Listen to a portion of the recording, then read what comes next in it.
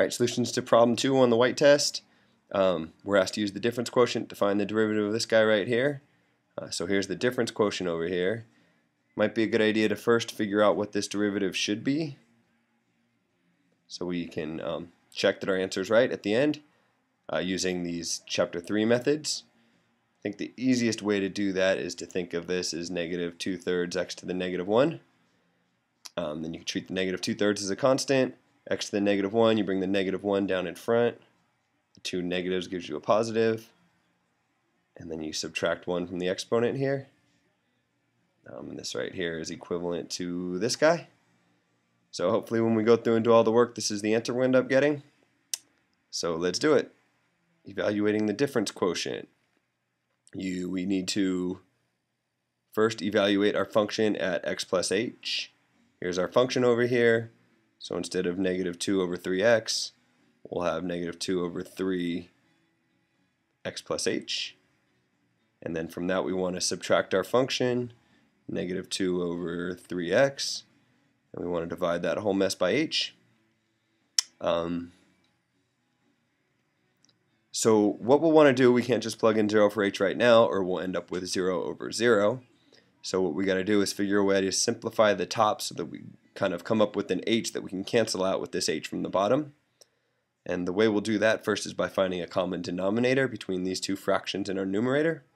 So here we got 3x plus h, here we got 3x.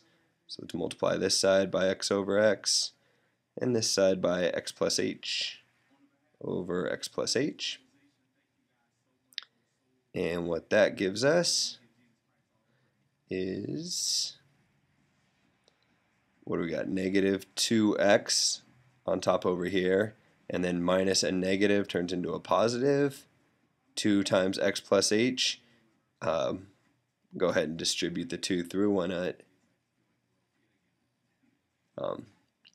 And then our common denominator is, we have a 3, we have an x, and we have an x plus h.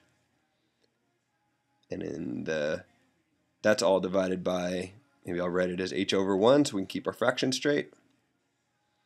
And the advantage to this form that we just wrote it in is the negative 2x here and the positive 2x here cancel out. And that's good because we can think of dividing fractions as the same as how we multiply fractions, except you have to multiply by the reciprocal of the denominator here. Flip this guy upside down. So what I'm saying is that this right here is equal to the limit as h goes to 0 of 2h over 3x x plus h. And then instead of divided by, we'll do times. Instead of h over 1, we'll do 1 over h. And now we get to cancel out this h that was kind of our goal from the start.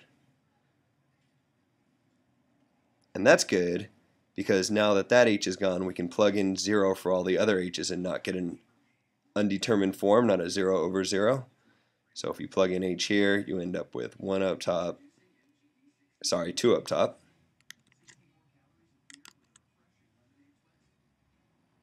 This 2 times this 1.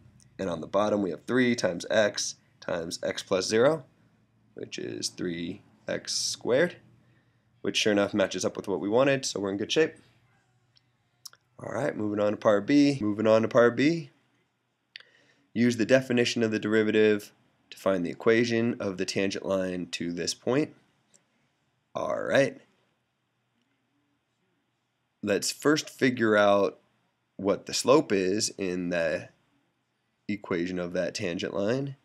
And the way we'll do that is by rewriting the definition of the derivative up here, but instead of writing instead of writing a, we'll write 2.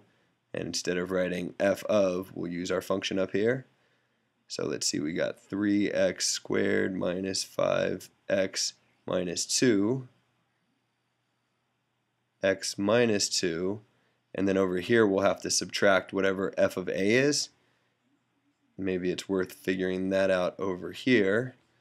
Let's see, 3 times 2 squared minus 5 times 2 minus 2. That's 3 times 4 is 12, minus 10, minus 2, which ends up just being 0, so there's nothing to subtract over here. Alright. So now we can't just plug in 2 for x. We know we have to cancel out this x minus 2, so there has to be an x minus 2 up top for it to cancel with. So all we need to do is figure out what gets multiplied by x minus 2 to get us to 3x squared minus 5x minus 2. Well, to get this 3x squared, there must be a 3x right here.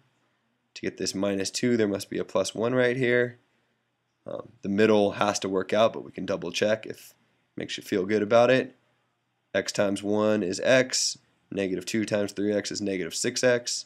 Negative 6 plus 1 is negative 5. So sure enough, it works out. Cancel out these x minus 2's.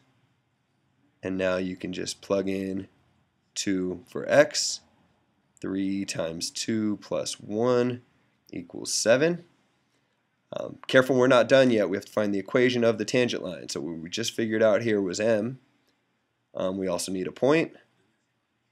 x1, y1. x1 is equal to 2. y1 we figure out by sticking 2 into this equation. We already did that over here. It's just 0. So we got y minus y1 equals m x minus x1. Plug in the pieces, you get y minus 0, just y, equals m is 7 times x minus 2. And if you distribute that through, you get 7x minus 14, y equals, for the equation of the tangent line. And that's the end of question 2.